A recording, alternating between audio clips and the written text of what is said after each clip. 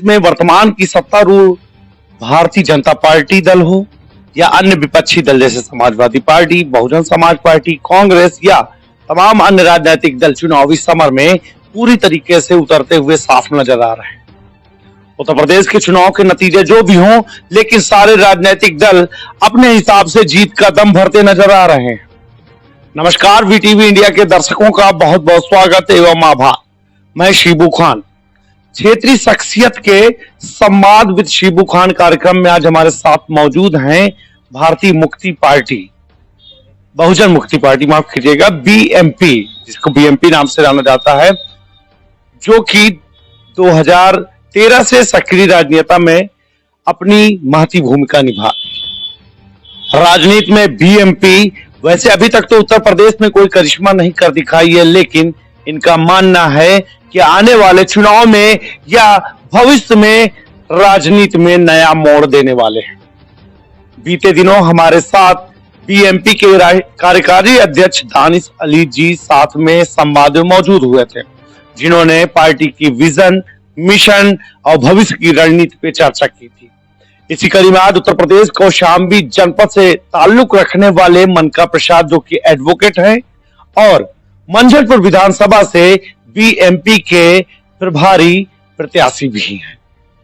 संवाद में शिबू खान में आज हम इनसे चर्चा करेंगे और जानेंगे राजनीतिक परिदृश्य का माहौल एवं भविष्य की चुनावी रणनीति। तो आइए सबसे पहले रूबरू कराते हैं अपने मेहमान से और जानते हैं इनका परिचय इन्हीं की जुबान। जी धन्यवाद। मेरा नाम एडवोकेट मनका प्रसाद सरोज है और मैं इस समय मंझनपुर विधानसभा का प्रभारी हूं बहुजन मुक्ति पार्टी की तरफ से। तो सरोज जी, आइए चर्चा को आगे बढ़ाते हैं और चुनावी परिदृश्य की बात करते हैं। उत्तर प्रदेश के हालात जो भी हैं, जैसे भी हैं, किसी से छुपा नहीं है। आए दिन समाचार पत्र, टीवी चैनलों के माध्यम से या यूं कहें सोशल मीडिया प्लेटफॉर्म्स के माध्यम से कहीं न कहीं आए दिन बढ़ते अपराध और बढ़ता भ्रष्टाचार देखने को मिल रहा है। आप किस नजरिए से देखते हैं कि उत्तर प्रदेश की कानून व्यवस्था किस हाल पे है? कानून व्यवस्था की बात करें तो भारतीय जनता पार्टी पूरी तरह से इस व्यवस्था में फेल नजर आ रही है। अभी हाल फिलहाल में आप जहां पर अभी यहीं भरवारी के पास में बिसारा गांव में प्रजापति परिवार में 2 मर्डर हुए और दोनों मर्डर का कोई खुलासा नहीं हुआ। प्रशासन पूरी तरह से इस मामले में फेल नजर आ रही है। इसी तरीके से लगातार हर जगह आए दिन बलात्कार, हत्याएं, लूट और चोरी जैसे तमाम सारे अपराध हो रहे हैं। प्रशासनिक मामले में पूरी तरह से कोई भी अंकुश नहीं लगा रही है सरकार। इसमें पूरी तरह से फेल है और लगातार अपराध बढ़ते जा रहे हैं। तो जैसा कि आप बहुजन मुक्ति पार्टी बीएमपी से ताल्लुक रखते हैं, बीएमपी का उद्देश्य ही एससी, एसटी, ओबीसी माइनॉरिटी के उत्थान के लिए काम करना है। ऐसे में क्या लगता है कि यदि बीएमपी सरकार में आती है तो क्या इन जो मजलूम इनका नाम दिया गया है, एससी, एसटी, ओबीसी माइनॉरिटीज को, क्या आप वास्तव में न्याय दे पाएंगे? जी, बहुजन मुक्ति पार्टी का उद्देश्य ही है अनुसूचित जाति, पिछड़ी जाति और धर्म परिवर्तित अल्पसंख्यक वर्ग के लोगों को इंसाफ दिलाना, उनके लिए हक और अधिकार दिलाने का काम करना। सबसे बड़ी बात, जो देश की मुख्य धारा है, उस मुख्य धारा से अभी तक जो वर्ग पिछड़ा हुआ है, जिसको आज तक जोड़ने का काम किसी भी गवर्नमेंट ने नहीं किया, वो काम करने का काम बहुजन मुक्ति पार्टी करेगी। चलिए अब दूसरे मुद्दे पे आते हैं कि देश में किसानों का आंदोलन किसी से छुपा नहीं है। बीते 10 महीनों से ज्यादा किसानों का आंदोलन दिल्ली में जारी है। किसान अपनी मांगों पे अड़े हैं तो सरकार कहती है कि ये किसान नहीं है बल्कि राजनीति से प्रेरित लोग हैं। तो क्या आप भी मानते हैं कि सरकार सही है या किसान? देखिए, राजनीतिक चश्मा पहने हुए लोगों को राजनीति ही नजर आती है, क्योंकि किसान वास्तव में देश में समस्या से ग्रसित है। आम जन अभी गांव में, आम क्षेत्रों में आप देखेंगे कि लगातार लोग समस्या से पीड़ित हैं। अभी किसानों की बदहालत इतनी है कि पानी की कीमत 20 रुपए है, उनके अनाज की कीमत 15 रुपए। आप आंकड़ा लगा सकते हैं। गरीबों के साथ इस कदर खिलवाड़ किया जा रहा है कि 5 किलो राशन बांटकर सरकार ₹150 के झोले में भरने का काम करती है। तो इस तरीके से किसान आंदोलन कोई किसी भी राजनीति से कोई प्रेरित आंदोलन नहीं है। वो आंदोलन अपने हक और अधिकारों के लिए है। किसानों का हक बनता है कि वो अपने अधिकारों के लिए आवाज उठाए। क्योंकि आप एक युवा भी हैं और देश में युवाओं और रोजगार को लेकर तमाम तरीके की बहस मुख्य धारा की मीडिया में आए दिन छिड़ती रहती है। सरकार का दावा है कि प्रत्येक वर्ष या अब तक सरकार ने 2 करोड़ से ज्यादा रोजगार युवाओं को दिए हैं। तो एज ए बीएमपी लीडर क्या मैं जानना चाहता हूं, क्या ये वास्तव में सच हुआ है? और अगर सच हुआ है तो क्या धरातल पे मिला है?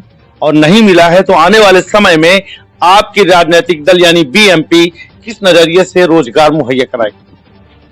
देखिए, सबसे पहले तो सरकार रोजगार में पूरी तरह से फेल है। इधर आप देखेंगे कि बड़े पैमाने पर जो भी वैकेंसी आई हैं उनको किसी प्रकार से निराकरण नहीं किया गया। बहरहाल कोई वैकेंसी दिखती नजर नहीं आ रही है। अभी टीचर्स की जो वैकेंसी आई उसमें बहुत बड़े पैमाने पर धांधली की गई और अभी तक उसमें उसका कोई डिक्लेरेशन नहीं हुआ। अभी आप देखेंगे बड़े पैमाने पर देश के अंदर रोजगार के नाम पर सरकार पूरी तरह से फेल है और हर सेक्टर में प्राइवेटाइजेशन करके नौकरियों को पूरी तरह से रोक दिया गया है। नौजवान बदहाल है, नौजवान देश का परेशान है, बेरोजगार है और उन बेरोजगारों के हालत इस कदर हैं कि लोग प्राइवेट जो है मजदूरी करने पर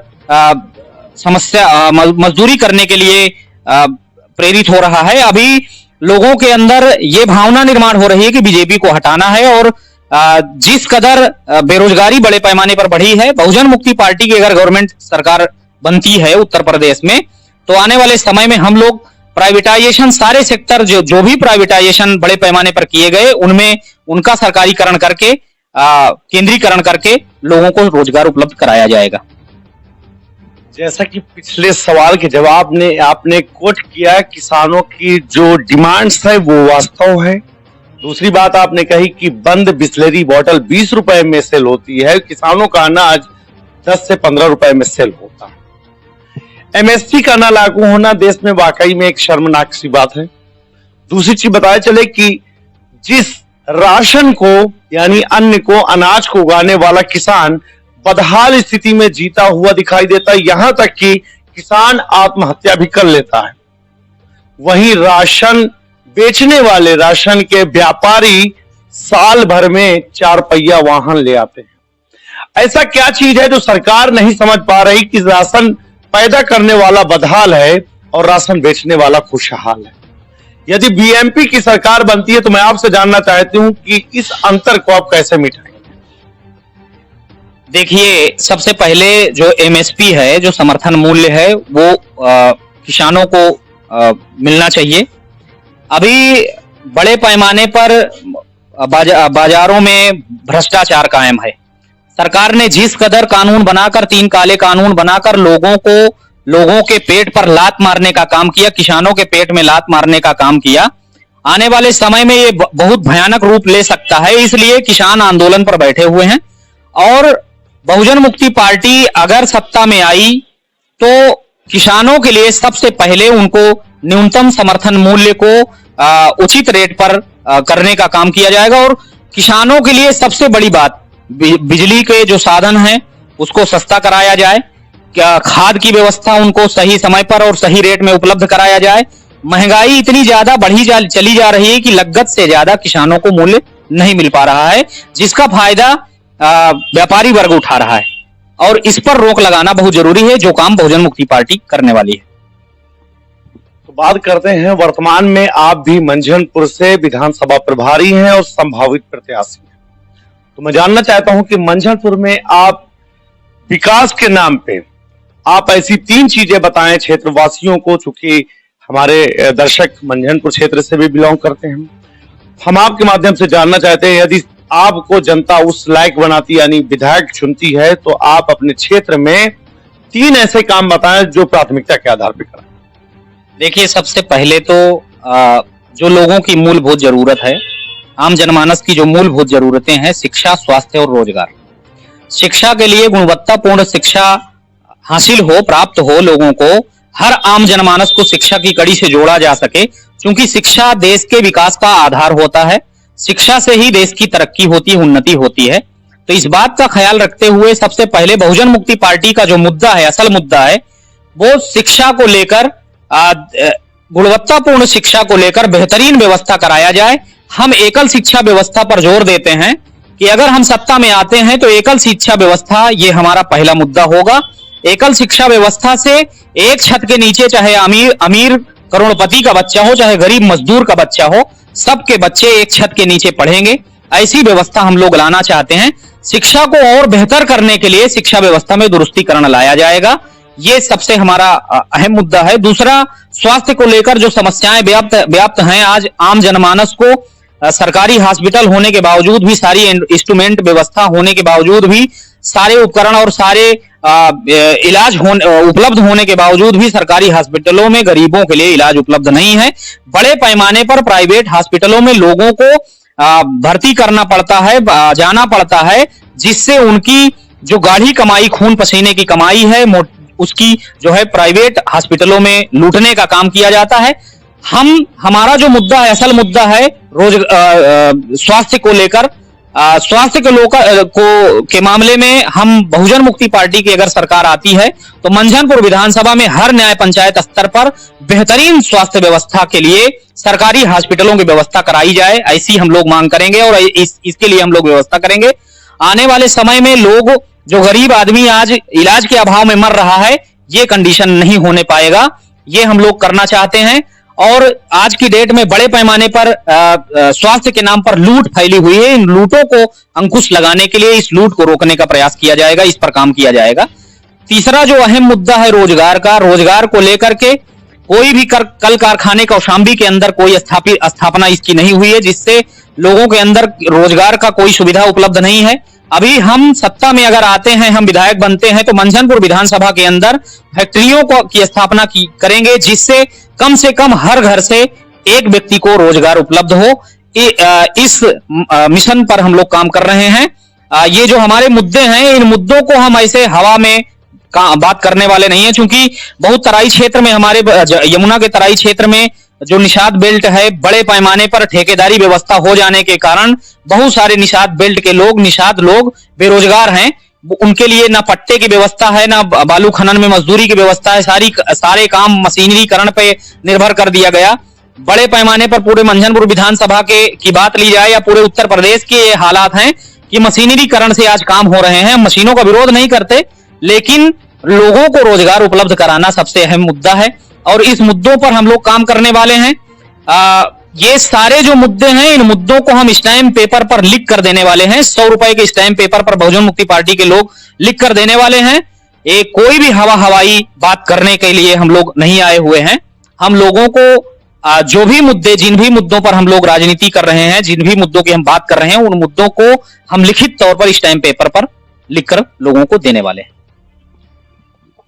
संवाद शिबू खान में ये थे बीएमपी लीडर मनका प्रसाद सरोज, जिन्होंने बड़े ही बेबाक अंदाज से अपनी बात रखी, जिन्होंने बात रखी है अपने विजन, मिशन और भविष्य की रणनीति पर, जिन्होंने चर्चा की है अपने संकल्प पत्र, जो कि हर पार्टी देती है, लेकिन नए सिरे से स्टाम्प पे संकल्प पत्र देना ये बीएमपी का एक नया और अनूठा रूप है। क्योंकि पूर्व में प्रदेश अध्यक्ष जो कार्यवाहक थे दानिश अली जी ने भी पहले ही हमारे दर्शकों से रूबरू होते हुए ये बात बता चुके थे कि बीएमपी 100 रुपए के स्टाम्प पेपर पर अपनी योजनाओं, नीतियों, वादों और दावों को लिखकर देने वाली है। उत्तर प्रदेश का चुनाव महज चंद महीनों में होना है। ऐसे में बीएमपी किस स्थिति में होगी ये तो मैं नहीं जानता, लेकिन जिस तरीके से इनके नेताओं में जोश लबालब है, उससे साफ दिख रहा है कि कुछ ना कुछ बीएमपी नया और अनोखा करने वाली है। एक बार फिर से आप सभी दर्शकों का बहुत बहुत